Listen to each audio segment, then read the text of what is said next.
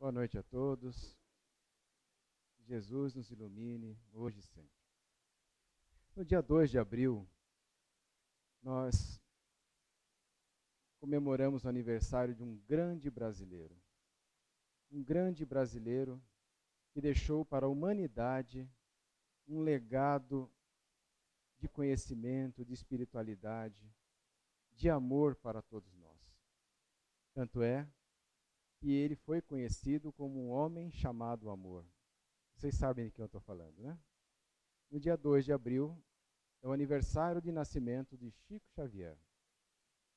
Ele estaria completando, no dia 2 de abril deste ano, 116 anos. Porque ele nasceu em 2 de abril de 1910, na cidade de Pedro Leopoldo, em Minas Gerais. E o Chico Xavier... Oi? 106, eu falei o quê? Desculpa, gente. E a cidade de Pedro Leopoldo, vocês imaginam, né? Em 1910. Se até hoje Pedro Leopoldo não é uma cidade muito grande, em 1910 era uma cidade minúscula, de pouca importância dentro do estado de Minas Gerais. E ele nasceu numa família paupérrima. O seu pai era vendedor de bilhete de loteria. Vocês imaginam? Naquela época existia a loteria, né? E quanto que ele ganhava por mês? Mal dava para ele sustentar a família. E Chico Xavier, ele teve 9 irmãos. 9 irmãos. A mãe dele se chamava Maria João de Deus. E ela era uma pessoa muito doente, a Maria João de Deus. E quando o Chico contava com apenas 5 anos de idade, ela desencarnou. Agora vocês imaginam, um pai muito pobre, com 9 filhos para cuidar. Sendo que o Chico era um dos menorzinhos, tinha só 5 anos. O que o pai dele fez? Isso era uma prática comum na época, para quem não sabe, né? Ele distribuiu os filhos para a família. Então, cada tia, cada madrinha aceitou ficar com um dos filhos, um dos irmãos do Chico Xavier. E esses filhos ficaram dispersos por toda aquela região de Minas Gerais. E o Chico foi entregue para uma pessoa que era muito amiga da mãe dele, que era considerada a madrinha dele. Ela chamava-se... Cadê a Ana Rita? Chamava-se Ana Rita.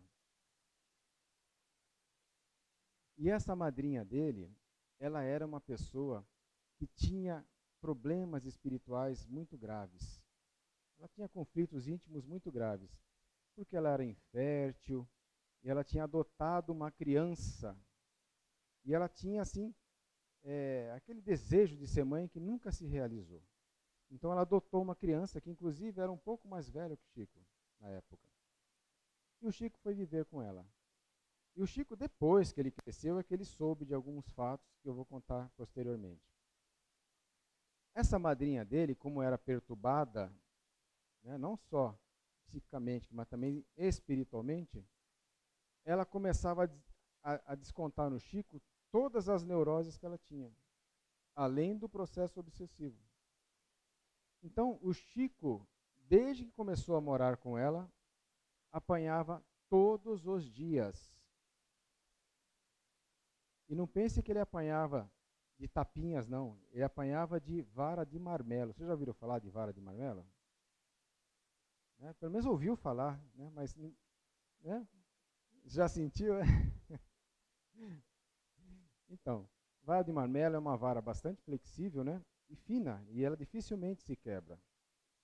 E uma batida daquela vara é extremamente dolorosa. O Chico apanhava todo dia de vara de marmelo. Ele até sabia qual que era o horário que ele ia apanhar. Ele já ficava esperando.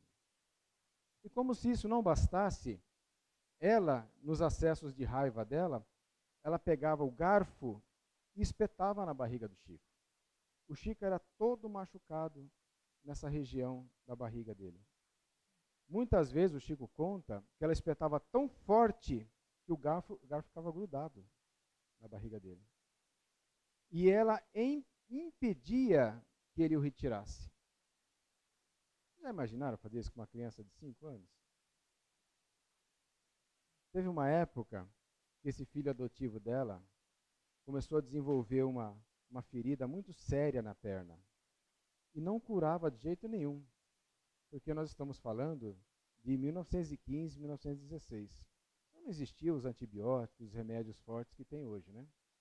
Então, quem que eram os médicos da época, ainda mais numa cidade pequenininha? Quem que era? Praticamente eram os benzedeiros, né? Os curandeiros. E essa madrinha dele procurou uma benzedeira e ela fez uma simpatia na criança, que ela iria se curar. E a simpatia simplesmente que em toda sexta-feira, pela manhã, uma criança em jejum tinha que lamber a ferida. Vocês já adivinham quem que foi a criança escolhida para lamber a ferida? Tinha que ser em jejum, né? Olha só.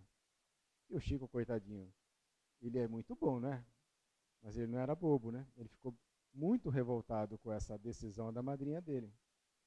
E aí, o que o Chico fazia quando ele se sentia revoltado? Ele corria lá para os pés de abacateiros que tinha lá, umas bananeiras que tinha no quintal, e lá ele conversava com a mãe dele. Porque o Chico, com 4 anos de idade, desde que a mãe dele desencarnou, ele tinha de 4 para 5 anos, ele via a mãe dele. Ele enxergava espiritualmente a mãe dele.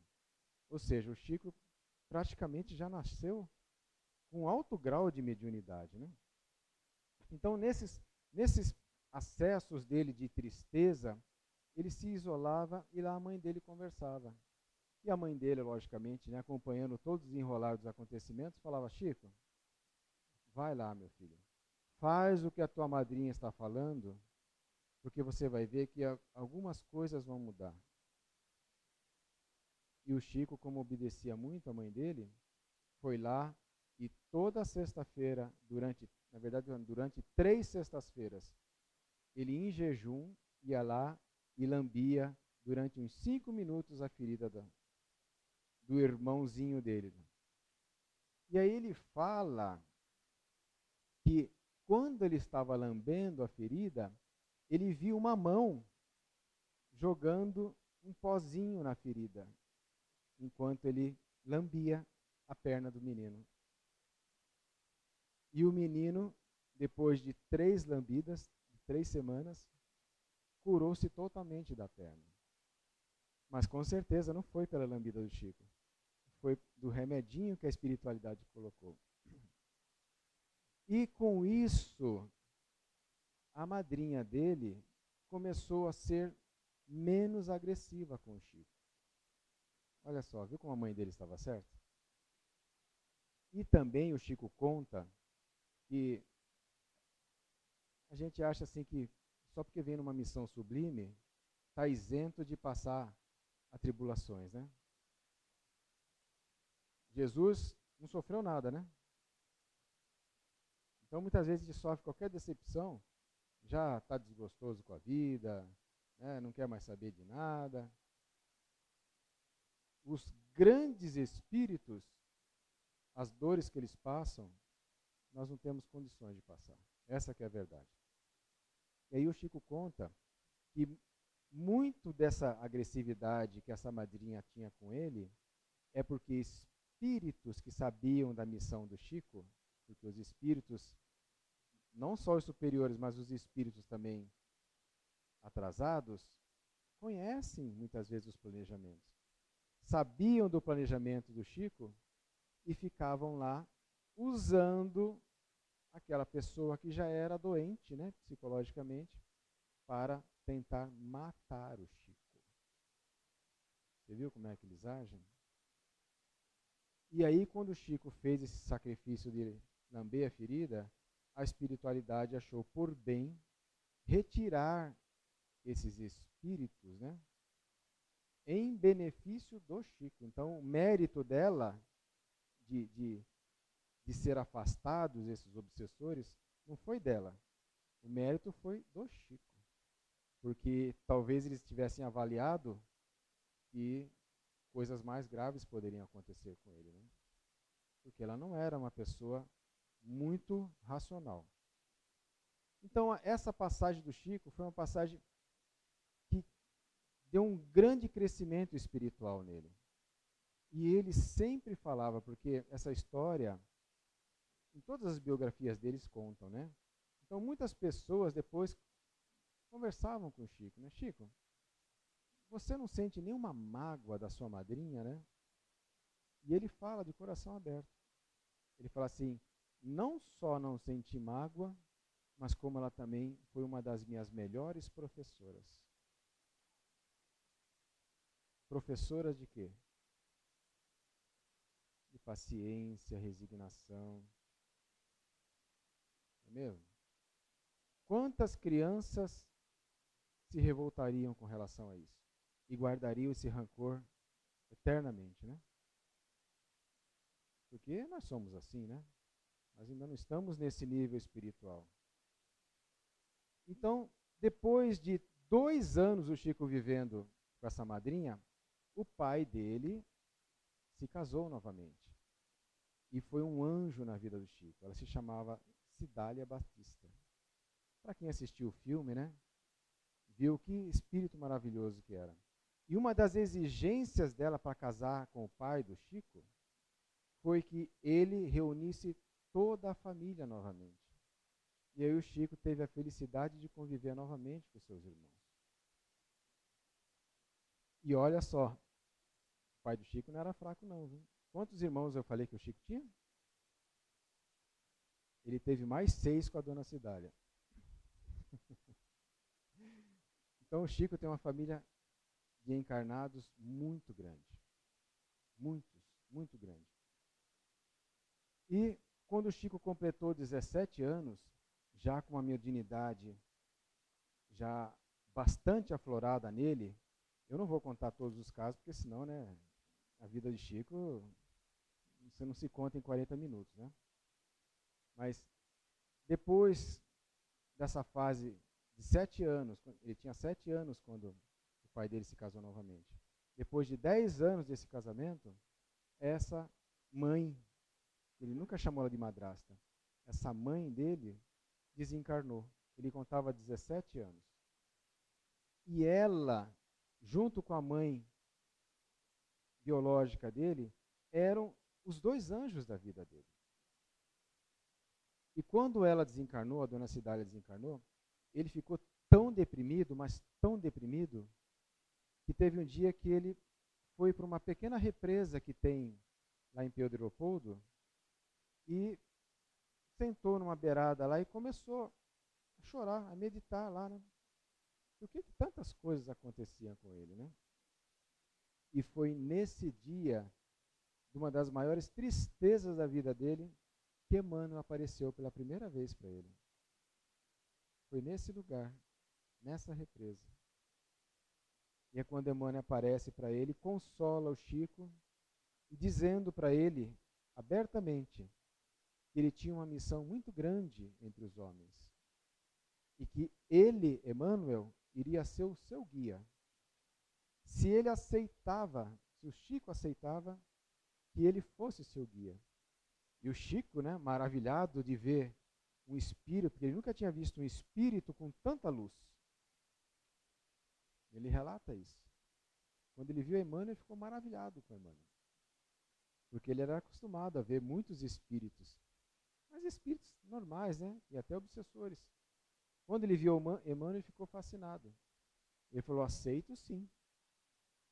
E aí Emmanuel fez também aquela célebre, né, proposta para ele. Eu vou acompanhar você na sua tarefa se você obedecer às 3 condições que eu vou te impor. Vocês lembram qual foram as 3 condições? Ele falou assim, as 3 condições, na verdade, eram uma só. Gente, a gente acha até engraçado. Por que Emmanuel falou disciplina, disciplina e disciplina? Porque nessa tarefa, gente, se não tiver disciplina, não vai. E o Chico demonstra em toda a passagem da vida dele que o que ele mais teve foi disciplina. Com 17 anos, então, ele recebe, vamos dizer assim, um mandato mediúnico que estava programado para ele. E depois, posteriormente, ele conta que a tarefa de Emmanuel, olha só, programada no plano espiritual, era de escrever, sabe quantos livros? Quantos livros estava programado? Se Emmanuel conseguisse isso, a tarefa de Emmanuel tinha sido completada.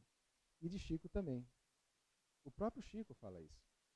A tarefa programada para eles, inicialmente, era de 25 livros, gente. Era de 25 livros. E depois se estendeu para 50, depois para 100, e quando Chico desencarnou, vocês lembram a data? É uma data tão festiva, né? Foi no dia 30 de junho, o dia que o Brasil ganhou a Copa do Mundo. 30 de junho de 2002. Quando Chico desencarnou, estavam publicados, fora alguns que ainda não tinham sido publicados. Tinham sido publicados 412 livros. E a tarefa dele era de 25. Você sabe como é que chama um espírito desse aí? Para quem estuda aqui no Maria Modesto Cravo, nós já estudamos muito, né? Chama-se completista. Sabe o que é completista? Aqueles espíritos que completam a missão que foi programada no plano espiritual. Vocês sabiam que cada um de nós tem uma missão? Porque a gente acha que missão é só coisas grandiosas, né? Não, gente. Todos nós temos uma missão. Nossa missão é evoluir. Todos nós. É uma missão para nós. É fácil evoluir? Não é, né, gente? É difícil. Então é uma missão para nós. Então o Chico, já assessorado diretamente por Emmanuel, começa a receber os primeiros rascunhos mediúnicos. E são muitos.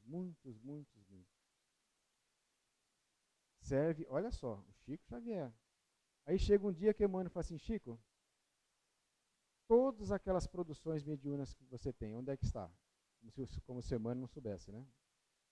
Ah, está guardado ali, Emmanuel. Então você pegue e taca fogo em tudo.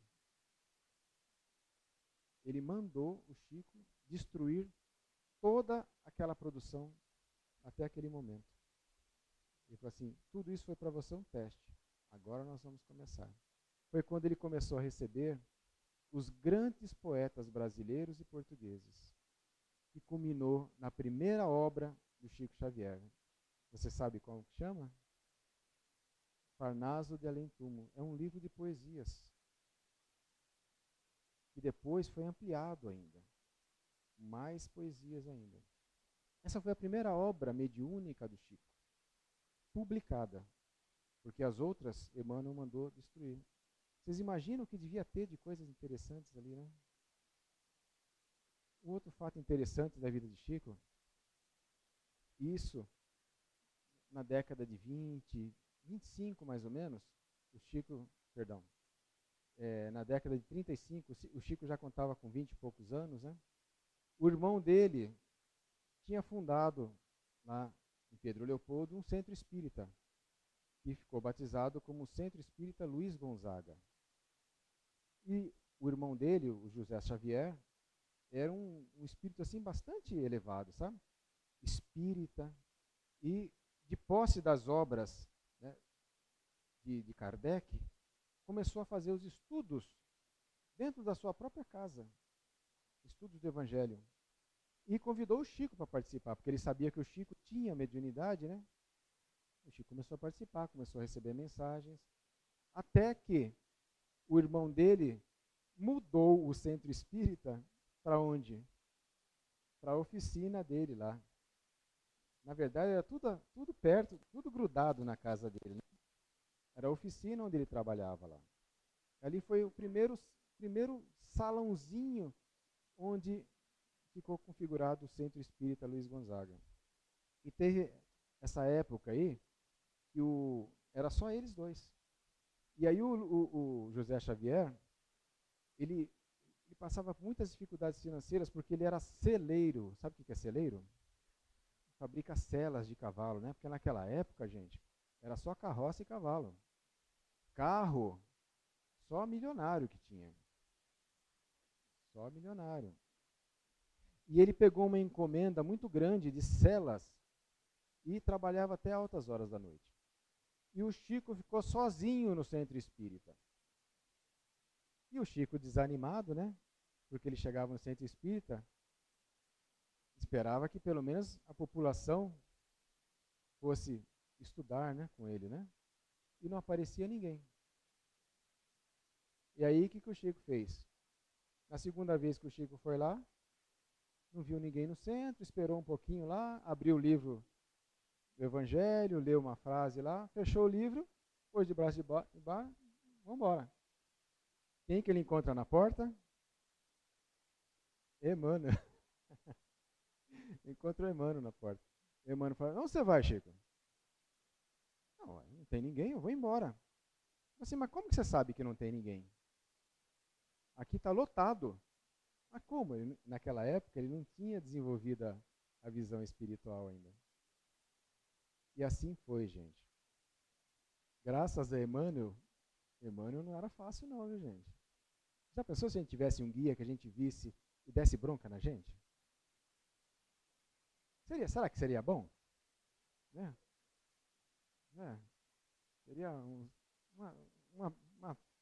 além de brigar com a mulher, com os filhos, ainda brigava com o guia. Né? Ia ser bem engraçado, né? Então, graças ao Emmanuel, que era rígido com o Chico ficou 2 anos, e foi o tempo que o irmão dele demorou para entregar toda essa encomenda. Olha só. O Chico ficou 2 anos fazendo a leitura do Evangelho e comentando, sem nenhum encarnado. E ele diz que com o passar do tempo, ele começou a enxergar os espíritos. Primeiramente, assim como se fossem uns flashes, e já no final dos 2 anos, nitidamente, a ponto dele conhecer e cumprimentar alguns dos participantes. Assim como nós aqui, né? São sempre a maioria das mesmas figuras, né? Que frequentam. Você já pensou? Ele fala assim, o quanto foi bom para mim fazer essas leituras num lugar que eu achava que era abandonado. Isso é um exemplo para nós, porque quando nós fazemos uma leitura edificante, gente, nós atraímos um público interessado nessa leitura edificante. Nós nunca estamos sozinhos. E o contrário também é verdadeiro. Quando nós fazemos leituras, né, que incitam a violência, ao ódio, também nós atraímos essas companhias para nós. O dia que nós tivermos a compreensão perfeita do como a nossa mente trabalha, nós vamos começar a vigiar muito mais o que pensamos. Porque cada pensamento nosso atrai a companhia a qual estamos nos ligando. E às vezes, depois que nós atraímos, é difícil desligar. Não liga assim de uma hora para outra, não. Mas depois que ligou, também demora para desligar. Uma outra história bastante interessante que vocês devem conhecer. Existia na época, isso aconteceu em 1944. Na época da maior revista que o Brasil já teve. Vocês lembram? Quem tem mais idade aqui lembra, né? Essa revista chamava-se Revista O Cruzeiro, que durou até a década de 70, essa revista. Vocês imaginam como era antiga, né? Em 44 ela já era uma potência e durou até em 75, por aí. Essa revista Cruzeiro, ela tinha 2 grandes repórteres que faziam as reportagens mais fantásticas da revista. Esses 2 repórteres chamavam-se Davi Nasser e Jean Manzon. E a revista escalou esses dois repórteres para irem lá em Pedro Leopoldo, porque nessa época Chico ainda morava em Pedro Leopoldo, entrevistar o Chico Xavier. Porque os editores da revista achavam que tudo esse negócio de mediunidade era tudo uma lorota só. Não acreditava em espírito, em coisa nenhuma. E os dois repórteres também não acreditavam. Então eles já foram lá com um projeto em mente. Qual que era esse projeto? De difamação do Chico. Mostrar que o Chico era uma fraude. Então eles chegaram lá na casa do Chico, se apresentaram, porque eles falavam inglês, se apresentaram como repórteres americanos, querendo fazer uma entrevista exclusiva com esse grande paranormal que era o Chico, né? E o Chico recebeu muito bem eles, né? Tomou café com ele, né? Lanche, e os dois repórteres tirando fotos, né? E aí o Chico mostrou a casa inteira para eles, né? E eles falaram assim, nossa, Chico, você tem até uma banheira no seu banheiro, né? E tinha uma banheirinha lá, né? Uma banheira daquelas antigas. Assim, tenho, de vez em quando, né? Quando eu tenho tempo, né? Eu tomo um banho na banheira, né? Para relaxar, né? Assim, mas você cabe na banheira? Olha só, né? Tudo com o intuito de fazer com que o Chico entrasse na banheira. E tanto fizeram que o tal do Chico entrou na banheira, de roupa e tudo, é lógico, né? E lá fotografaram o Chico. E tudo isso foi publicado na revista O Cruzeiro. Como se ele fosse, assim, uma aberração mesmo. Isso, depois que o Chico viu, ele ficou, assim, muito sentido, porque ele deu tanta atenção para eles, que ele achava que não merecia isso, né? Só que quando esses dois repórteres acabaram de fazer a entrevista com o Chico, né?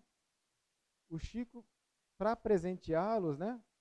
Basicamente incorporou Emmanuel e fez uma dedicatória, tanto para o Jean Manzon como para o Davi Nasser, porque os dois tinham se apresentado com nomes diferentes.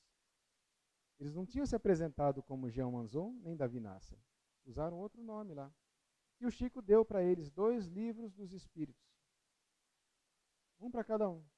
E eles pegaram aquele livro, colocaram dentro da mala deles e foram embora, lá para o Rio de Janeiro, que era a sede da revista Cruzeiro.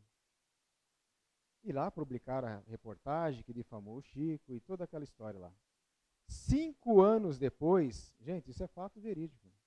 5 anos depois, o Jean Manzon, fazendo uma limpeza na biblioteca dele lá, vê o livro que o Chico deu para ele, e falou assim, aqui o livro do Chico Xavier.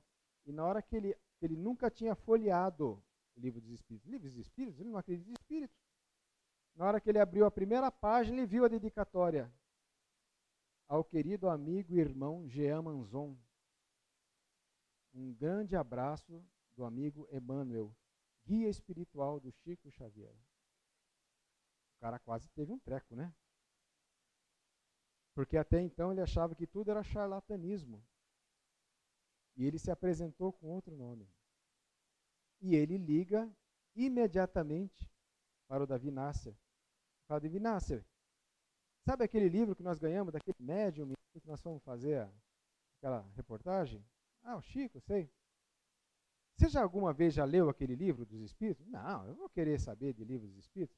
Então abre o livro dos Espíritos. Não, vou abrir nada. Abre. Ele foi lá, pegou o livro e abriu e quase também teve um treco. A partir daí, isso foi o próprio Jean Manzon que fala. Olha só, gente. Ele falou assim, eu continuo não acreditando em espíritos, mas eu prometo que eu nunca mais mexo com essas coisas. Gente, isso é fato verídico.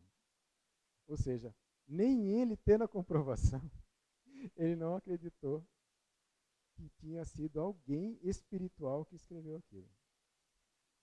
Impressionante, né? E nós temos uma época maravilhosa do Chico. Inclusive, começou no dia 2, no sábado, à noite, na TV por satélite, TV a cabo, se não me engano, na Discovery. Vocês viram? É As Cartas de Chico Xavier. É uma série que conta justamente desse período, que foi um período assim maravilhoso do Chico. ele dedicava um dia da semana para atender pessoas que tinham perdido os entes queridos. E normalmente quem ia lá eram mães, né? Iam pais também, mas a grande maioria do público eram mães. Esse fato é um fato verídico também, contado inclusive por Divaldo em algumas palestras dele. É um fato bastante interessante. Porque, não sei se algum de vocês conhece o Grupo Espírita da Prece, né? Que é onde o Chico, a partir de 75, se mudou, né? É um centro que dá metade disso aqui, ó. Vocês acham pequeno esse centro? Do Chico é metade. E ele não faz questão que seja maior, ele quer que seja pequeno mesmo. Então cabia ali naquela sala em torno de 30 pessoas. E vocês sabem quantas mães iam lá nos dias que ele fazia essas psicografias? Porque era um dia destinado só a psicografias para as pessoas que tinham perdido entes queridos. Gente, chegava mães, famílias do mundo inteiro. Não era só do Brasil. Vinham mães do mundo inteiro. Para vocês verem o trabalho que esse homem tinha. Eu já fui lá e presenciei isso. Presenciei. Nós chegamos lá 2 horas da tarde, já tinha gente na fila. No dia que ia ter o trabalho. 2 horas da tarde. Já tinha gente na fila e a fila dava a volta assim. Com um detalhe. Eles distribuíam como se fosse uma senha, né? Até o número 30. Porque era as que entravam para receber mais intimamente as comunicações. As que não tinham recebido as fichinhas ficavam como aqui, ó. Tem uns janelões lá, ficavam tudo por fora. E as que chegavam mais cedo ganhavam essas fichinhas, que ficavam lá perto do Chico. E uma dessas pessoas tinha perdido um filho no acidente de carro. O filho estava como passageiro. Tinham saído de uma festa para vaiar, né? E o garoto que estava dirigindo, naquela época, né, não se usava cinto de segurança, capotou o carro, ele foi lançado para fora do carro e o carro passou em cima dele e ele morreu. Essa mãe ficou desesperada. Por quê? Porque ela era mãe solteira e só tinha esse filho. Ela ficou enlouquecida. Um rapaz de 16 para 17 anos. Até que ela ficou sabendo, porque ela já tinha pensado até em suicídio, sem a figura do filho. Até que ela ficou sabendo, por algumas amigas, que existia lá em Uberaba, porque ela não morava em Uberaba, uma pessoa que recebia os espíritos dos mortos. Por que ela não ia lá? Ela, como não era espírita, nem entendia nada disso, né? Mas nessa circunstância, né, a gente tenta tudo, né? Quantas e quantas pessoas que são católicas, evangélicas, protestantes, que na hora da doença, vai lá no centro espírita lá, para ver se consegue a cura, não é mesmo? Nessa hora não tem religião, não. Você vai em busca da salvação. E foi o que ela fez. Apesar de não gostar muito do tal do espiritismo, ela foi lá. E qual foi a surpresa dela? Ela pegou o ônibus de onde ela estava e chegou lá no centro do Chico, já no finalzinho da tarde. Quando ela chegou lá, ela viu que tinha uma multidão já, que já tinha recebido a fichinha, e ela não ia participar dentro dos trabalhos. Isso não quer dizer que alguém que estivesse fora não recebesse a mensagem. Isso acontecia também, com certa frequência até. Mas ela ficou muito decepcionada de não poder estar ali perto do Chico. Mas olha só como nada se perde, né? Nessa vez que ela foi, ela ficou na janela e ficou observando, porque o Chico ele tinha o costume de psicografar as mensagens e de lê-las. Sabe por quê que ele fazia isso? Porque para muitas mães, que na verdade era a maioria, que não recebia as mensagens, aquela mensagem de outro filho servia de consolo para ela. Não é interessante isso? Porque todos ali tinham o mesmo problema. É claro que eu queria receber o meu filho, mas muitas vezes a mensagem do filho seu que deu a comunicação também me consolou. E assim ela já saiu de lá mais consolada. E ela prometeu, na semana que vem eu vou vir mais cedo. E ela pegou o ônibus de madrugada e chegou lá 8 horas da manhã. Qual que foi a surpresa dela? Não tinham distribuído as 30 fichinhas, gente. Mas já tinha mais de 30 pessoas na fila. 8 horas da manhã. 8 horas da manhã. E aquilo lá, no final da tarde, vocês não imaginam. Quem foi lá já sabe disso. Né? Era muita gente. Era muito mais do que Maria Modesta aqui. Num centro minúsculo. Ficava gente para fora dos muros. E a mesma coisa aconteceu. Ela ficou bem para fora, assistindo as mensagens, tudo. Aí sabe o que ela fez? Ela foi um dia antes e dormiu na fila. Você sabe quantas pessoas tinha na frente dela? Nenhuma. Quando começaram a distribuir as fichinhas, ela foi a fichinha número 1, gente. Não é um sacrifício muito grande? A gente só faz isso por um filho mesmo, né? Aí ganhou a fichinha número 1. Isso quando começavam a distribuir, lá pelas 3 horas da tarde. Ela ganhou a fichinha número 1. A felicidade dessa mulher, porque quem pegava as fichinhas primeiras também sentava pertinho do Chico. Já pensou? Mas ela teve que fazer o sacrifício, dormir na fila, ou ficar acordada, não sei. Já depois que tinham distribuído as fichinhas, já quase no comecinho da noite, chega uma mãe desesperada. Mas imagina alguém desesperado. Ela tinha perdido 3 filhos num acidente de carro.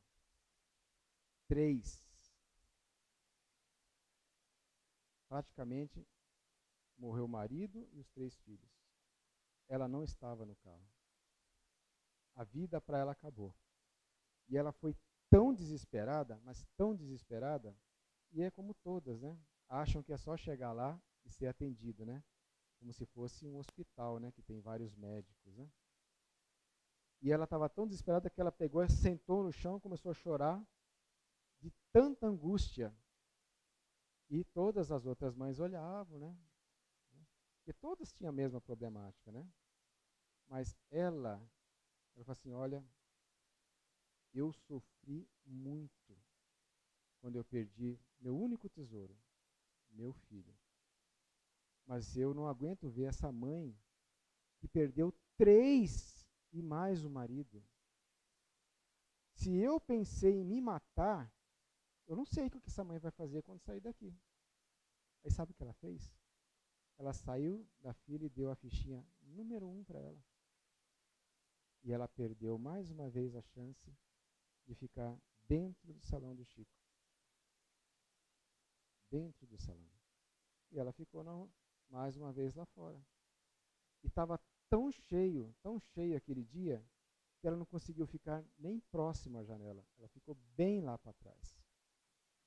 Mas, por incrível que pareça, ela ficou feliz pela ação, pela boa ação. Ela falou assim, semana que vem eu vou dormir de novo na fila.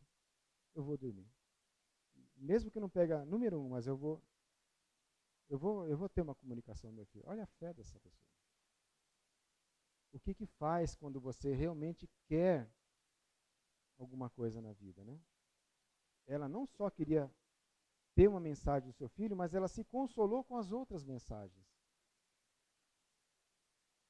E aí o trabalho começa e ela bem longe das janelas e do grupo que estava ali. E o Chico senta e começa a psicografar. Normalmente as psicografias do Chico duravam em torno de 5 a 10 minutos, porque ele escrevia muito rápido, né, o Chico, né? Essa psicografia do Chico demorou 20 minutos. Demorou muito. E aí, quando ele termina, aquele calhamaço de folhas, não sei se vocês já viram o Chico psicografando, sempre tem alguém do lado dele, né? Ele não escreve assim, certinho, ele vai escrevendo, né? Assim, e conforme preenche aqui, o outro vem e puxa, né? Alguém já viu a psicografia dele, né? Ele escreveu um monte. Imagina, 20 minutos psicografando. E aí ele pega aquele calhamaço de flores, de folhas, né? Levanta e fala assim: mensagem de fulano de tal para minha mãezinha fulana. Mensagem de fulano de tal para minha mãezinha fulana. Aí todo mundo fala: quem que é essa fulana de tal, né? Quem que é, né? E começa, né? E ela que estava lá no fundo, ouve o nome dela e fala assim: é meu filho, Chico, é o meu filho. Ela que tinha dado a fichinha número 1, foi a primeira comunicação. E olha, gente, o Divaldo contando essa história é de uma beleza tão grande, que daí quando o Chico começa a falar, ele fala assim: minha querida mãezinha, não era ainda hoje para você receber uma comunicação minha. Existia na programação da casa outras comunicações, mas o seu gesto de desprendimento de amor comoveu tantos benfeitores que aqui estavam, que você passou a ter prioridade sobre tudo que estava programado.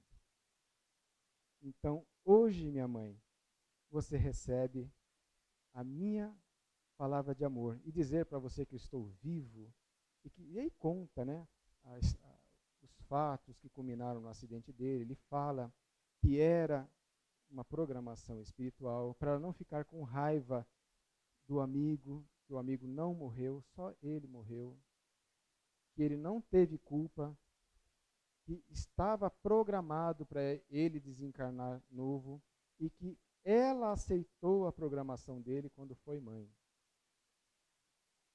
E essa mensagem clareou a mente de tantas pessoas ali dentro, né? Aí às vezes eu fico pensando, nós, no nosso egoísmo, muitas vezes nos fechamos para a espiritualidade, né? No nosso egoísmo, nós prendemos aquela moedinha, quando muitas vezes a espiritualidade tem um saco de dinheiro para nos dar. Nós somos presos às coisas pequenas, quando nós poderíamos ter tudo na vida. Isso é o amor. Quando nós vemos nas palavras de Jesus, né, que nós escolhemos a porta larga, né, que nos leva à perdição, porque a porta estreita é a porta justamente onde nós nos fechamos, né, que é o orgulho, a vaidade. Então, é difícil nós entrarmos na porta estreita, porque a porta estreita representa justamente isso. O orgulho, a vaidade, o egoísmo que ainda nos domina.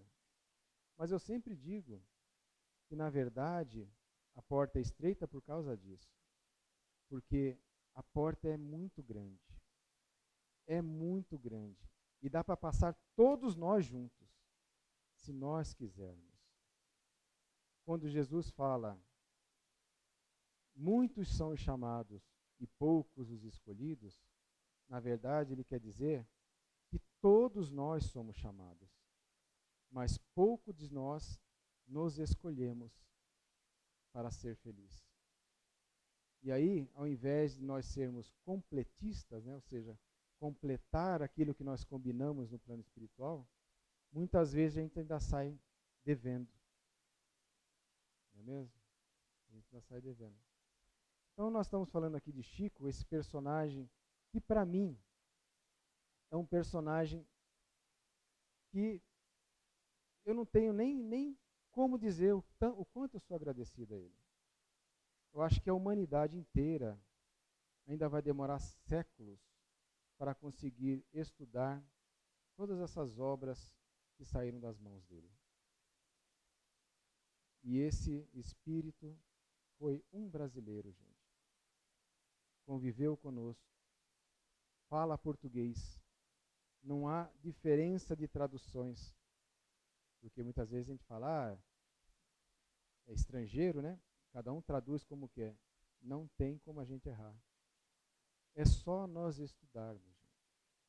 Quanto mais nós nos aprofundarmos nos estudos, mais nós vamos nos libertar.